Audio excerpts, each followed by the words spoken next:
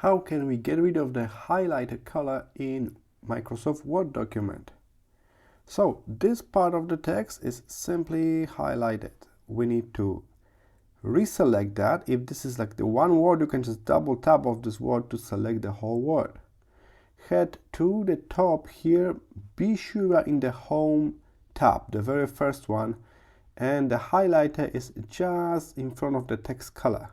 So the highlighter is here, and there's option for no color, and if you click that, you should be able to remove any existing color. Of course, I could select the whole long text and apply that.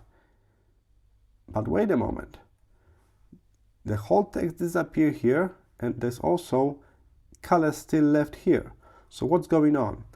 In this case, some people may use the wrong tool. Some people use the bucket tool to change the color behind the text instead of proper highlighter. That was the case for this one. So you need to click here on the bucket tool and click no color. And in this case, the highlighter was black, and then somebody decided to change the text color to white to match it. And now I need to manually put it back to black.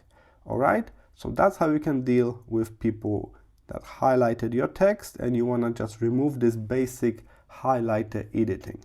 Select the area, highlighter tool, no color.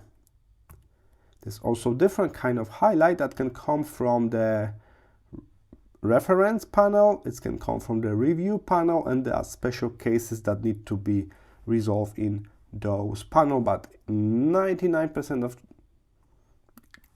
cases are highlighters or misuse of the bucket tool here, this one.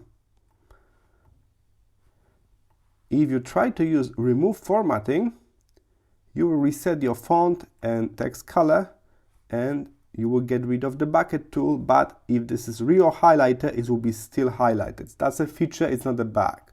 All right, so you need to manually switch highlight to no color. That's why it sometimes gives us trouble. I hope this was helpful. See you in the next one.